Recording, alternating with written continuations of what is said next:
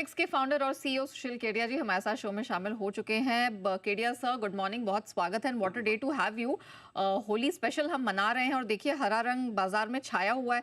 क्या माना जाए, इसकी जितनी भी दुख भरे दिन थे वो अब खत्म होते हुए दिख रहे हैं या अभी थोड़ा और पेन देखना बाकी है? निफ्टी, बैंक निफ्टी, ये सब हरे निशान में होल्ड आउट कर रहे हैं 22,500 के ऊपर और बैंक निफ्टी भी 48,300 के करीब है। आपका क्या व्यू बन रहा है सर? देखिए 2020 के जैसा भय और उत्पीड़न, उस जैसा भय और उत्पीड़न उस मात्रा में नहीं, पर वैसी भावना बाजार में लौट के आई थी। और पैटर्न भी करीब वैसा ही है कि 2020 की होली में सबके चेहरे लटके हुए थे कि स्क्रीन का कलर तो लाल और हरा भूल जाइए, सबका चेहरा काला हो गया था। करीब करीब वही वातावरण अब भी है। और मैंने 2020 की होली के बाद 25 मार्च को जो मार्केट का लॉकडाउन लग रहा था, मार्केट पूरे इकोनॉमी का, वहां हमने कॉल लिया था कि इस साल की होली में जितनी भी पीड़ा हुई है, दिवाली गजब की होगी। वो ही बात मुझे वापस 2025 में होती लग रही है।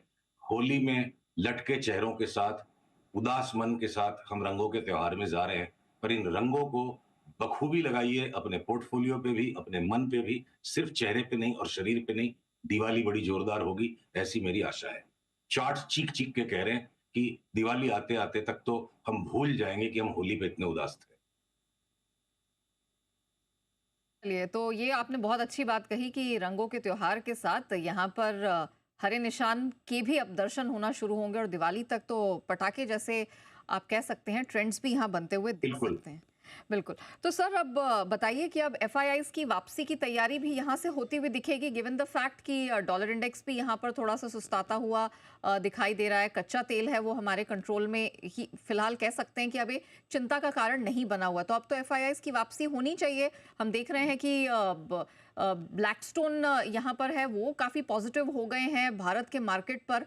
तो अब लगता है कि थिंग्स आर टर्निंग बेटर, अब यहाँ पर एफआईआईज की वापसी होगी। देखिए, आपने इसे एक प्रश्न में कई सारी बातों को पूछ लिया है। एफआईआई की वापसी होगी कि नहीं होगी, उनकी वापसी से क्या हमारे बाजार पे असर पड़ता है, और कच्चे तेल को लेकर अब आप चिंतित नहीं है। और मैं उत्सुक हूं कि कच्चे तेल में भयंकर तेजी अब यहां से आ जाए और उस तेजी के बावजूद हमारे मार्केट में तेजी होगी। तो मैं एक एक पॉइंट को आइडेंटिफाई करता हूं। तो पहली नंबर बात है कि गोरे का पैसा पैसा और हमारा पैसा पैसा नहीं है, ये बिल्कुल गलत सोच है। ये सामंतीवादी विचार अंग्रेज चले गए 1947 में। बहुत साल हो गए देश को आजाद हुए। पैसे का रंग नहीं होता। रंग जो होगा ना शेयर बाजार में, सिर्फ भाव का होगा। कोई चंद जी ले, कोई चंद जी बेचे। किसी की बड़ी बाइंग सेलिंग है, इसके कारण वो क्षणिक प्रभाव डाल सकते हैं वातावरण पर सिर्फ बाइंग या सेलिंग से अगर बाजार चलते, तो देखिए किसी भी क्षण जितनी बाइंग होती है उतनी सेलिंग होती है, तभी सौदा पड़ता है। तो फिर भाव क्या चीज पे मूव करते हैं? बाइंग या सेलिंग से भाव नहीं मूव करते हैं। बायर ज्यादा उत्सुक है तो भाव बढ़ेंगे, सेलर ज्यादा उत्सुक है तो भाव घटेंगे। अगर एफआईआई ने एक तरफा माल बेचा तो ठीक है, 5 दिन 10 दिन 20 दिन के लिए वो ट्रेंड को डैम्पन कर सकते हैं। लौटते हम डॉलर इंडेक्स पे। डॉलर इंडेक्स अगर थोड़ा नरम है, उसकी वजह से एफआईआई लौटेंगे नहीं। कोई भी निवेशक होगा, चाहे वो एफआईआई है चाहे लोकल है, जहां उसे परफॉर्मेंस आता दिखेगा, जब अपना बाजार खुद ही ट्रेंड जन्म देने लग जाएगा, ट्रेंड को चेस करने के लिए पैसा सारे संसार से आएगा। बाहर से पैसा आएगा तब हमारे यहाँ ट्रेंड बनेगा, क्योंकि हमारा पैसा तो पैसा नहीं है। ये बिल्कुल गलत है सोच। इस तरह की सोच को मैं लूजर मेंटालिटी कहता हूं। मेरा अनुरोध है, मैं इतने कठोर शब्दों में आपके चैनल से इस बात को इसलिए कह रहा हूं कि ये विचार इतना पॉपुलर हो गया हमारे यहाँ और इसके कारण हमारी आम जनता मार खाती है।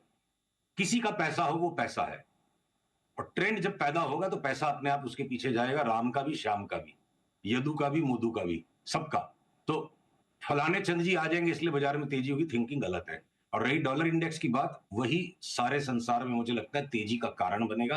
क्योंकि देखिए, पोर्टफोलियोज का मेजरमेंट वर्ल्ड ओवर डॉलर में होता है। डॉलर आज की तारीख तक तो वर्ल्ड की रिजर्व करेंसी है। जब जब डॉलर में एक तरफा मंदी का ट्रेंड आता है, सारे एसेट मार्केट्स ऊपर जाने लगते हैं।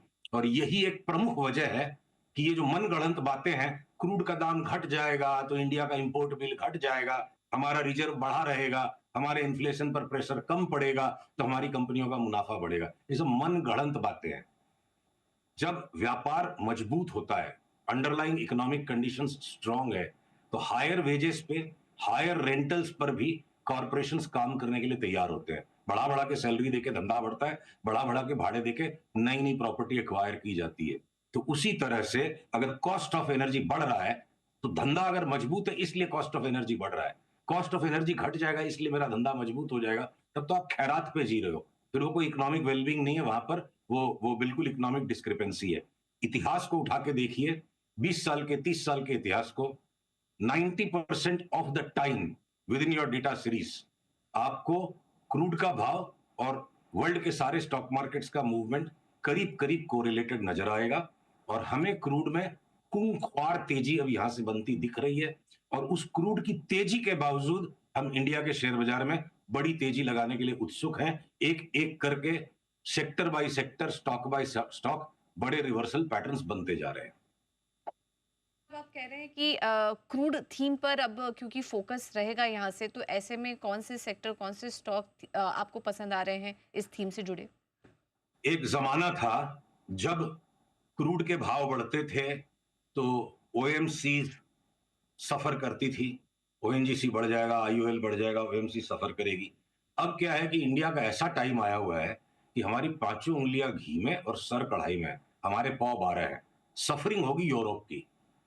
क्या है, रशिया से या कहीं से भी डिस्काउंटेड ऑयल फिर से इंडिया को मिलेगा। जब पास्ट में मिला तो मेरे को लगता है सेम रिजीम चलेगी। देखिए, यूएस प्रेसिडेंशियल इलेक्शन में वर्ल्ड की जियो पॉलिटिक्स में पॉज आ गया।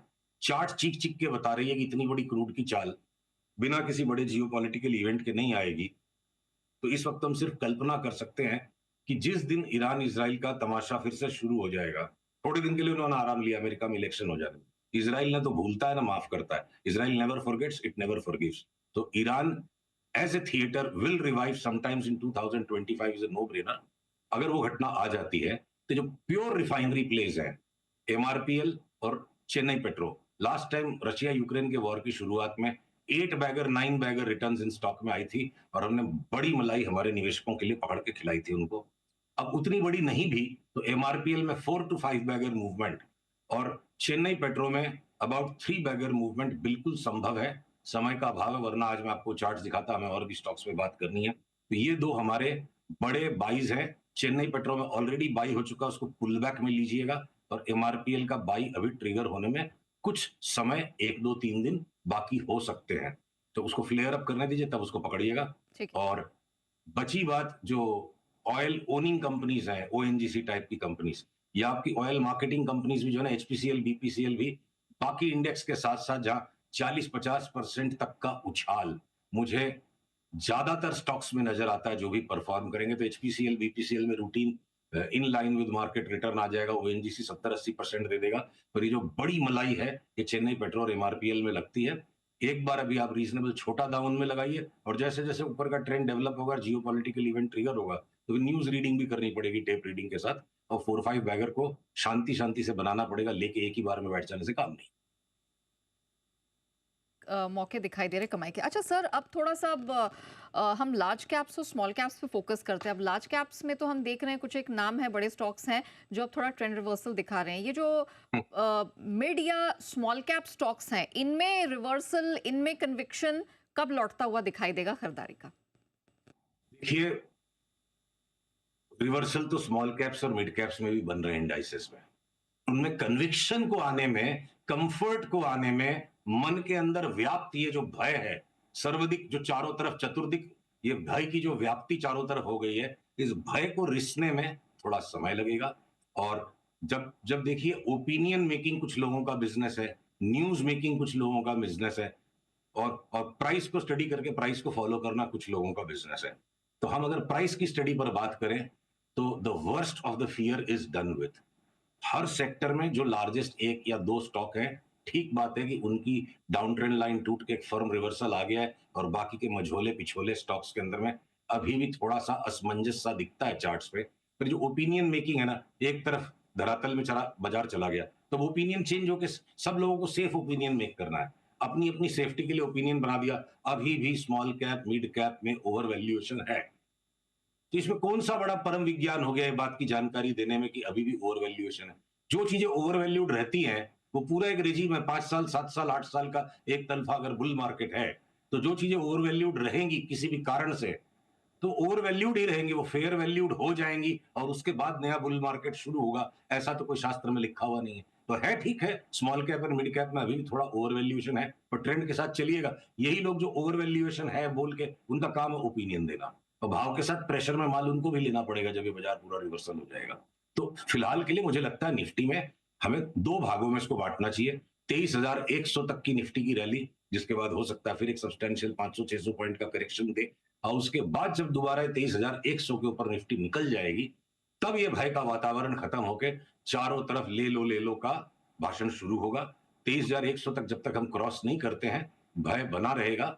और देखिए बैंक निफ्टी में भी अगर पीसीआर मेरे स्क्रीन को शेयर कर सके, तो जो इंडसइंड बैंक के कारण कोहराम मच गया, उस कोहराम के बावजूद बैंक निफ्टी अभी तक भी कोई सिग्निफिकेंटली कोई लोअर बॉटम बना सके, ऐसा ऐसा पिक्चर्स में नहीं आ रहा है। हाँ, ये देखिए चार्ट आ गई मेरे स्क्रीन पे, ये ट्रायंगुलर पैटर्न ही बन रहा है 2 लाल लकीरों के बीच में। तो बैंक निफ्टी में भी ना अलग-अलग स्टॉक्स की चाल बन रही है। अगर एसबीआई, पीएनबी, बीओबी ने क्लियर कट घोड़ों ने अस्तबल तोड़ दिए और निकल चुके हैं और इनमें तेजी की चाल शुरू हो गई। आईसीआईसीआई बैंक ने मोर्चा संभाल लिया कि बैंक निफ्टी को ज्यादा घटने नहीं देंगे। तो एक बार इंडसइंड बैंक और उसके पीछे-पीछे थोड़ी मवाद कोई एक्सिस बैंक में भी अगर निकाल रहा है, तो लीड लैग्स होंगे कुछ सेक्टर्स में।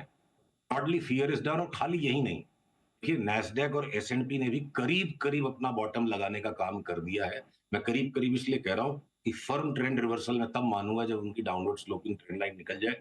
मैं इंडिविजुअल कंपोनेंट्स पे जब जाता हूं, तो चाहे वो टेस्ला हो, जिसमें हमने 50% गिरने की बात की थी और 55% से ज्यादा गिर गया, कल 8% वापस बढ़ा है। चाहे वो टेस्ला हो, पेलेंटिर हो, एनवीडिया हो, गूगल हो, अल्फाबेट, और या वो आपके मेटा हो, इवन एक्सॉन मोबिल जैसे ओल्ड वर्ल्ड स्टॉक के अंदर में करीब-करीब बॉटम की रंग-ढंग बन गए हैं। हमेशा ही होता है कि इंडिविजुअल स्टॉक्स पहले बॉटम बनाएँगे, और जब माहौल, सेंटिमेंट जब चेंज होना शुरू होगा, तो कोवेरिएंसेस कंस्टिट्यूएंट स्टॉक्स के स्ट्रॉन्गर हो जाएँगे, तब इंडेक्स के अंदर में भी ट्रेंड आता है। तो मुझे वर्ल्ड वाइड अब कहीं भी किसी स्टॉक मार्केट में जो भी सब्सटैंशियल करेक्शंस दे चुके हैं, तो यहाँ से बेचने में कोई बहादुरी नहीं लगती है। कॉस्पी घूम चुका है, निकेई घूम चुका है, तो सारे ही संसार की इंडाइसेस जिन्होंने मोटा करेक्शन दिया है, अब मुझे लग रहा है वापस रिस्क ऑन का वातावरण लौटेगा, और उस रिस्क ऑन के अंदर ही क्रूड में तेजी आएगी। को कोई स्कैरसिटी ड्रिवन मिडल ईस्ट में कोई इवेंट आता है, तो उस वक्त स्टॉक मार्केट्स में नी जर्क रिएक्शंस आ सकते हैं। तो क्रूड के कारण हमारा देश पंगु हो जाएगा, अब उतना गरीब नहीं बचा है भारत। 1950 में आप ये बात बोले होते, तब फिर भी आपको सीरियसली लेते। अभी 2025 चल रहा है, क्रूड की वजह से इंडिया की इकोनॉमी लड़खड़ा जाएगी। ये बहुत ज्यादा अंडर एस्टिमेट करना है अपने आप को। बिल्कुल, तो ये है सलाह लार्ज कैप स्टॉक्स पर, और 23,100 ये लेवल जब पार करता है तब यहाँ पर फ्रेश कॉन्फिडेंस बनता हुआ नजर आएगा, जो कि लेवल्स अभी सुशील जी हाईलाइट कर रहे थे। सर, एक पर्टिकुलर स्टॉक पर आपकी राय लेंगे, ट्रेंड। हमने देखा इस पूरे साल ज़्यादा कुछ चला नहीं, गिरावट ही आई, लेकिन अब धीरे धीरे यहाँ पर थोड़ी बाइंग नज़र आ रही है। अच्छा उछाल कुछ ट्रेड सेशन में देखने को भी मिला इस स्टॉक में। ट्रेंड के चार्ट्स क्या कह रहे हैं? चार्ट ही दिखा देते हैं आपको। चलिए, बहुत खूबसूरत प्रश्न आपने पूछा है। आपके दर्शक इसका उत्तर सुनकर मुग्ध हो जाएंगे। पीसीआर कृपया इस चार्ट को दिखा दीजिए ट्रेंड की मेरे स्क्रीन से। हाथ कंगन को आरसी क्या, पढ़े लिखे को फारसी क्या, एनालिसिस ही करेंगे हम। ओपिनियन तो आपके एडिटर्स का होना चाहिए। ट्रेंड की ये चार्ट सीख रही है, ले लो। कहाँ पे लेना है इसको? लकीर अब जब टूट चुकी है, देखिए इस सप्ताह का जो हाई है उसके ऊपर ये जब चले, ये जो हाई है 5,120 के ऊपर चलेगा, तो अगली चाल का ट्रेंड रिवर्सल कंफर्म होगा। फिलहाल 4,900 4,950 तक का अगर पुल बैक आता है, 100-200 रुपए की बर्दाश्त रख के इसे जो लेगा, अगला पड़ाव इसका डबल है। 6 से 8 महीने में वापस 10-11 हजार हो जाए, और हो सकता है 10-11 हजार पे भी आके हम रिवीजन दे दें। हो सकता है, संभव है कि हम 10-11 हजार में भी बेचने को तैयार नहीं हो, और 10-11 हजार जाने के बाद हमें 15 हजार लगे। तो ट्रेंड बिल्कुल अब का जितना भी डीप करेक्शन होना था हो गया। चार्ट बिल्कुल तैयार है अगली बड़ी चाल के लिए, और अगली बड़ी चाल 11-12 हजार तक की हमें कम से कम दिखती है। 11-12 हजार तक के दर्शन ट्रेंड में अब होते हुए दिखाई देंगे। एक्यूमुलेशन का बेहतरीन मौका बनता दिखाई दे रहा है स्टॉक में। Kedia sir, thank you so much समय निकालकर आज हमारे साथ जुड़ने के लिए और बताने के लिए कि अब यहाँ से मार्केट का मूड मिजाज कैसा रहेगा और कौन से